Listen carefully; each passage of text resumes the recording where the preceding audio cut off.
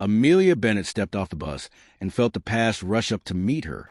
Nothing in Pinehaven had changed. Not the faded pharmacy awning. Not the oak trees in the square. Not the diner sign boasting the best apple pie in the county. 5 months had felt like a lifetime to her. To this town, it was nothing at all. Her hand drifted to her stomach, rounded now beneath her loose navy dress. 6 months pregnant. There was no hiding it anymore. And she didn't want to. She'd spent enough time hiding already. She hadn't told a soul she was coming back. Not even Tessa, her best friend since kindergarten. It had taken weeks of sleepless nights in a cramped Boston apartment before she finally broke. She couldn't keep running from her past while something new was growing inside her every single day. 5 months ago, she fled this town in tears, heartbroken and humiliated, after learning the truth about the man she loved. The man whose baby she now carried. Ryan Westbrook, billionaire, tech mogul. The man who'd built his empire's headquarters in his own hometown, swept her off her feet while she worked as his executive assistant, and then crushed her completely. She walked toward her aunt's house on Maple Street. The weight of her suitcase, nothing compared to the weight in her chest. The autumn wind carried memories she tried to outrun. Stolen kisses in his office, promises whispered like they meant something, and then the headline that broke her. His engagement to Valerie Huntington, daughter of his biggest investor. It hit the business pages the very day after he told Amelia he loved her. She sat on a bench by the harbor to catch her breath, her doctor's orders, and texted with her aunt, who'd left the door unlocked and a casserole in the oven. Relief, a moment of peace, and then a sleek black Audi pulled into the lot. Her heart stopped. She knew that car. She'd picked it out herself. Before she could think, she ducked into the nearest shop, Harriet's bookstore, straight into the open arms of Pinehaven's biggest gossip. Harriet's eyes went straight to the baby bump, and Amelia knew. By sundown, the whole town would know she was back and pregnant and running from something. Through the window, she watched Ryan walking toward the shop, phoned his ear, his face set in that serious business mask she remembered too well. She begged Harriet for the back exit and slipped out into the alley just as the bell on the front door chimed. Too close. She wasn't ready. Not yet. At her aunt's house. The same blue Victorian, the same porch swing, the same flower beds, just dressed for autumn now instead of spring. She finally let herself cry. She pressed both hands to her belly. "We're going to be okay," she whispered. "Somehow, we'll figure this out." She barely had time to wash her face before Tessa burst through the door, having heard the news from Harriet before Amelia could even call her. Tessa's eyes went straight to the bump. "Oh my God! It's true." They just settled onto the couch to talk when Amelia's phone buzzed. A text from Ryan. "Harriet told me you're back. We need to talk. I'll be at your aunt's house in 20 minutes. "He knows I'm here," Amelia whispered. Tessa offered to whisk her away. Amelia refused. She was done running. She straightened her shoulders and sent Tessa upstairs for moral support, then took her place at the window to watch the street, and to rehearse every word she might need to say to the man who'd given her the greatest gift and the deepest wound of her life, all at once. The Audi pulled up. Ryan stepped out, tall, commanding, dark hair tousled by the wind, and paused at the gate, looking up at the house like a man who, for once, wasn't sure of himself. The doorbell rang. Amelia opened the door. For a long moment, neither of them spoke. Then his eyes dropped to her stomach, and the composed seal mask cracked wide open. "Amelia," he breathed, "you're pregnant?" She nodded, couldn't find her voice. Inside, the silence between them was unbearable. "How far along?" he finally asked. 6 months. She watched him do the math.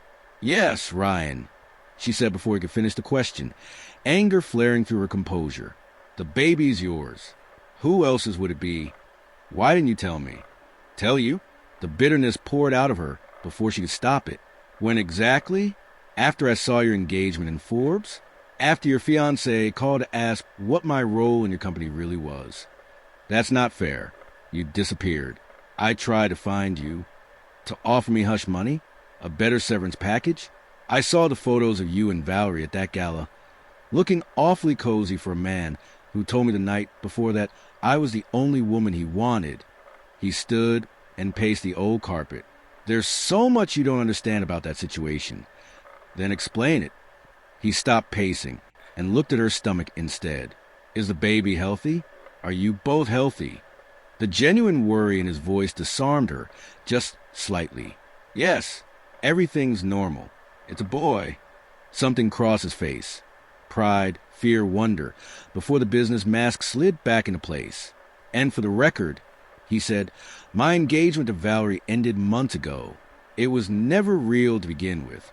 That's convenient to say now. It's the truth. The engagement was Marcus Huntington's price for becoming our lead investor when the company was on the edge of collapse. I thought I'd find another way out before it ever went public. I should have told you. I didn't. Amelia's mind reeled. Could she have run from a misunderstanding? No. She'd seen the interviews, the wedding talk, the public appearances. So all of that was a lie? Business theater, Ryan said grimly, until I secured other funding. I did 3 months ago. The engagement ended the same week. Even if that's true, she said, you still let me believe we had a future while you were publicly committed to someone else. He sank onto the sofa, looking more unguarded than she'd ever seen him. You're right. I was trying to save my company and keep you too. It was selfish and it was wrong. It startled her, Ryan Westbrook, admitting fault. So, why are you here? She asked quietly. Because I never stopped looking for you. And now there's not just you to think about. There's our son. I want to be involved. Amelia, I need to be. Before she could answer, the door opened and Aunt Patricia walked in and stopped cold at the sight of him. Mr. Westbrook, she said, with the same icy calm she'd once used to terrify generations of high schoolers as their principal. I see you've heard the news. And what exactly are your intentions toward my niece and her child? I intend to support them both, in every way Amelia will allow, Ryan answered. Financially, and in every other way if she'll let me. Patricia studied him a long moment, then nodded once. Amelia makes her own decisions. But understand, she has family who loves her, with or without your billions. She left them to it, retreating just far enough to still hear everything. Ryan knelt in front of Amelia's chair, a gesture so unlike the powerful man, she remembered that it stole her breath. I know I have no right to ask anything of you, he said, but I'd like the chance to prove myself. To you, and to our son. How many nights had she dreamed of hearing exactly this? But dreams were dangerous for a woman who'd already been burned once. I need time, she whispered. This is happening so fast. Take all the time you need, he said, standing. He left a business card on the coffee table. Day or night, if you or the baby need anything. At the door, she stopped him. I have an ultrasound tomorrow morning. 10 o'clock. You could come if you want. His smile transformed his whole face. I'll be there. The moment he left, Tessa and Patricia reappeared. So, Tessa demanded. Amelia felt the baby kick, as if reminding her he had a stake in all this too. He says the engagement was fake. A business deal. She stared at the door. I want to believe him. But I'm not the same girl who ran 5 months ago. I have to protect my son, no matter what. That's when her phone buzzed again. A photo, this time, from an unknown number, Ryan and Valerie, having lunch together that very afternoon. He's still lying to you. Be careful. Amelia barely slept. By morning, dark circles ringed her eyes, and a single question wouldn't leave her alone. Would Ryan even show up after that photo? She refused Tessa's offer to drive her. She needed to face this alone. At the clinic, she spotted his Audi already parked. He'd come early. Inside, he stood when he saw her. No power suit today, just jeans and a soft navy sweater, a small gift bag in his hands. I wasn't sure you'd come, she admitted, after that text. His face went serious the moment she showed him the photo. I can explain. Not here. The nurse called her name before he could say more. He waited outside while she changed, and when the ultrasound technician finally squeezed gel onto her belly, Amelia watched reality land on Ryan all at once. His confident mask dissolved into something raw. The screen lit up. A heartbeat filled the room. Ryan reached for her hand. This time, she let him take it. There he is, the technician said. Strong heartbeat. Everything looks perfect. Tears slid down Amelia's face. When she glanced at Ryan, his eyes were wet too. That's our son, he whispered. He's perfect. Something in her cracked open, just a little, watching this man be genuinely undone by the sight of their child. Afterward, on a park bench beneath a blazing autumn oak, Ryan finally addressed the photo. Yes, I had lunch with Valerie. Her father's still my biggest investor, and she just joined the board. It was business, strictly business. Ending the engagement put a serious strain on that relationship, and I've been trying to keep it professional while making it absolutely clear the personal arrangement is over. And you believe she just wanted to clear the air? I have to work with her either way. His jaw tightened. What worries me more is whoever sent you that photo. That felt deliberate. He asked to see the number and went pale. This is Valerie's number. So it was her? I don't know, he said, anger sharpening his voice, already reaching for his phone. But I intend to find out. Amelia stopped him with a hand on his arm. Wait, if she sent it to drive a wedge between us. Confronting her now is exactly what she wants. He looked at her with something like, awe. That's the strategic thinking that made you invaluable to me, among other qualities. The compliment warmed her more than she wanted to admit. If the engagement's truly over, she pressed, what does she gain from this? When I ended it, she threatened to have her father pull his investment. I called her bluff, found funding elsewhere, and went ahead anyway. She wasn't pleased. His eyes met hers, intense and unguarded. There was never anything real between us. Not like, he stopped, not like what we had. The air between them went electric. Amelia looked away first, down at the gift bag still in his hands. What's this? Inside was a small gray stuffed elephant. Your favorite animal as a kid, Ryan said. First gift for our son. The small, specific kindness of it undid her a little further. Thank you, she whispered. He'll love it. Amelia, Ryan said softly, I know I have no right to ask for your trust, but our son has changed everything for me. Whatever happens between us, I'll be there for him and for you, if you'll let me. He hesitated, then asked her to dinner the next night, just to talk. Before she could answer, her phone rang. An unknown number. This is Julia Parks, calling from Pinehaven Community Hospital. Your Aunt Patricia has been brought to the ER. She collapsed at the library. The ground seemed to fall away beneath Amelia's feet. Is she okay? Stable. Asking for you. I'll drive you, Ryan said instantly, not waiting for her to argue. You're too shaken to be behind the wheel. For once, she let him. At the hospital, his name and his calm authority cut through the red tape, and within minutes they were at Patricia's bedside. She looked pale but alert, downplaying the whole thing as just a fainting spell. The doctor told a different story. A minor heart attack, caught early, minimal damage, but she'd need to be watched closely. The news hit Amelia like a blow. Patricia had always been so strong, so healthy. Through hours of consultations and paperwork, Ryan never left her side, bringing food she couldn't eat, handling logistics, never once suggesting he had anywhere better to be. When visiting hours ended, the staff let Amelia stay overnight anyway. You should go home, rest, she told him as evening fell. He hesitated at the door. My security team traced a text, he said. It wasn't sent from Valerie's number. Someone spoofed it to make it look like her. A chill ran through Amelia. Who would do that? I don't know yet, Ryan said, but I will. Just as she was finally drifting off in the hospital chair, her phone buzzed one more time. A new number, a new message. Stay away from Ryan Westbrook if you want to keep your baby safe. This is not a game. Sleep didn't come again that night. By morning, Patricia, looking stronger, took one glance at her niece's face and knew something was wrong. You shouldn't be alone with whatever's bothering you. I raised you. I know your worried face. Amelia showed her the message. Patricia's expression hardened instantly. Tell Ryan. Tell the police. She already had. Within minutes, Ryan arrived with a duffel bag of clothes Tessa had packed and pancakes from the diner. You need to eat, he said gently, and the small thoughtfulness of it brought tears Amelia blinked away fast, telling herself it was just the hormones. In the cafeteria, he showed her a security report on his tablet. Both messages came through an anonymizer, but they originated from an IP inside Westbrook Innovations. Someone at your company is threatening me. I think I know who. His jaw was iron. Last month, I fired my head of operations, Daniel Powell, after I caught him embezzling.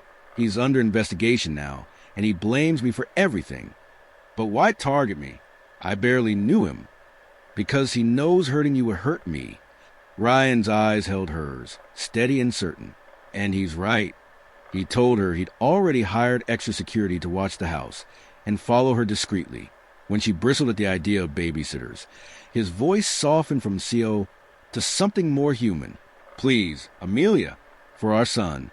She gave in. She had to. Then came the harder confession.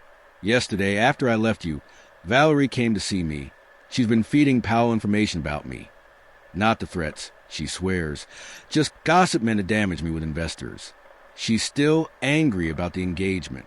When I told her someone had threatened you and the baby, she looked genuinely shaken. Amelia wasn't sure she believed that, but she was too exhausted to fight it. Patricia, thankfully, was improving fast. Minimal heart damage, the cardiologist confirmed. She'd be home in a day, provided someone stayed with her. Amelia offered immediately. Patricia shut her down just as fast. You're 6 months pregnant and drowning in stress already. I've called your Aunt Jean. She's driving up tomorrow. That evening, Ryan drove her home to a house guarded now by a quiet black SUV across the street. They'll watch all night, he promised. Get some rest. She tried. The hot shower helped her body, if not her mind. A text arrived from Ryan. Security reports all clear. Sleep well. It comforted her more than she wanted to admit. Then the landline rang. Almost nobody used that number anymore. Is this Amelia Bennett? A man's voice, unfamiliar, faintly slurred. Who's asking? Someone who knows what Ryan Westbrook is really capable of. You think he's going to play happy family with you. And that baby? You're just another asset to manage. Her blood went cold. Daniel Powell, I presume. A laugh. Smart girl. Always were. Good assistant. Better bed warmer. Fear gave way to fury. What do you want? Justice. He destroyed my career. Now I'm taking what matters to him. By threatening a pregnant woman? That's your idea of justice. It's a means to an end, Powell said coolly. Westbrook cares about two things, his company and his image. You and that kid threaten both. He'll pay to keep you quiet. The pieces clicked into place. This was never about me. This is extortion. Smart girl, he repeated, while she kept him talking. Amelia had been texting Ryan with her free hand. Now she heard footsteps pounding up the porch steps. The door burst open and Ryan rushed in, his face stricken. She mouthed, "He's on the phone." Ryan nodded, already speaking quietly into his own phone. Calling it in, "So what's the play, Powell?" Amelia asked, steadier now with Ryan beside her. "Scare me off, force Ryan to pay you." "Both, ideally. 10 million in untraceable crypto, and you disappear from his life. Everybody wins. Except my son. He deserves to know his father. And Ryan deserves to know his child." Powell scoffed, then turned cruel. "Touching. Did he mention the other women?" Sophia Martinez. Chloe Wilson. Westbrook has a type, smart, ambitious, easily impressed. You were never special. Amelia, just convenient. It landed like a slap, but Ryan was already shaking his head fiercely, mouthing he's lying and looking into his eyes. Amelia believed him. "I don't believe you, Powell," she said, "and this conversation is over." She hung up. "He'll call back," Ryan warned, moving to unplug the line. "I don't care," she said. "I'm done being managed. By him, by Valerie, by anyone. Those names he mentioned," Ryan said quietly, "they're fabrications. There was no one else. Amelia, not while we were together. Not since." "I believe you," she said simply. His phone buzzed security with a location. Powell had been traced to the harbor. Police were already moving in. Relief crashed through her, followed instantly by exhaustion. Ryan guided her to sit on the stairs, his hand steady on her back. "It's almost over," he said. "He'll be in custody tonight." When she finally looked up and really saw him, the worry etched into his face, the way he hadn't left her side through any of it. Something shifted. "Stay," she said softly. "Not like that. I just don't want to be alone tonight." "I'll take the couch," he said gently. 3 hours later, she woke to him standing in her doorway, looking lighter than she'd seen him in days. They got him. Powell's in custody. Relief flooded her. And Valerie? Being questioned. It looks like she really didn't know about the threats, though she admits she set up that lunch on purpose, hoping word would get back to you. He paused, then added with a ghost of a smile. "So it's over. Well, this part of the story, anyway." The implication hung there, full of possibility. "Come sit," she said, patting the bed. He settled beside her, careful to keep his distance, and she reached for his hand anyway. "These past few days showed me who you really are," she said. "Not the CO. The man who sat through a hospital vigil, who remembered I loved elephants as a kid, who dropped everything to protect me and our son. I made terrible mistakes," he said, "but losing you taught me what actually matters. Not the company, not the money. This, family, trust. I'm not ready to jump back into a relationship," she said carefully. "There's too much to rebuild." Disappointment flickered, but he nodded. "But I am ready to start over slowly," she continued. "Not for my sake or yours. For our son. He deserves parents who respect each other, whether or not we're together." Hope replaced the disappointment in his eyes. "I'd like that very much." 6 months later, on a perfect spring afternoon, Amelia sat on a blanket in Patricia's backyard, watching Ryan rock their 6-week-old son. Benjamin Thomas Westbrook, his father's blue eyes, his mother's dark curls, to sleep. So much had changed. Patricia had recovered fully, and her sister Jean had simply never left, claiming the two of them were too old to live apart. Tessa's bakery now supplied every corporate event Ryan's company threw. Daniel Powell had taken a plea deal and was serving time for extortion and fraud. Valerie Huntington had moved to Europe, severing every tie to the company, and Ryan had bought the house next door. He came every morning and every evening, sometimes for an hour, sometimes long into the night, for feedings, for diaper changes, refusing to miss a single piece of his son's life. Slowly, carefully, he'd earned not just Amelia's forgiveness, but her trust. "What are you thinking about?" he asked, catching her watching him. "How life takes turns you never see coming," she said. "A year ago, I never imagined we'd be here." He found her hand on the blanket. "I've been meaning to ask, dinner at my place tomorrow? I've been taking cooking classes." "The man who once burned microwave popcorn," she said, eyebrow raised. "Cooking dinner? I have hidden talents, Miss Bennett." The flirtation between them had been growing for weeks now. Careful, tentative, but real. She'd held her boundaries, insisted they focus on raising Benjamin rather than rekindling anything. But every midnight feeding he showed up for, every small, thoughtful gesture, had been quietly softening her resolve. "Dinner sounds nice," she said, as Benjamin slept peacefully between them. Amelia let herself imagine a future she hadn't dared hope for during those dark, lonely months in Boston. A family, whole and healing, building something stronger than what had once been broken. She looked at Ryan. He was already watching her, with that same intensity that still made her heart skip. Without overthinking it, she leaned in and kissed him. Their first kiss in a year. "What was that for?" he asked softly when she pulled back. "New beginnings," she said, "and the courage to trust again." Benjamin stirred between them, his tiny hand reaching out. Both parents reached for him at once, fingers intertwining above their son. And beneath the old oak tree that had watched over generations of her family, Amelia knew with absolute certainty this new chapter, unexpected and hard one, was exactly where she was meant to be.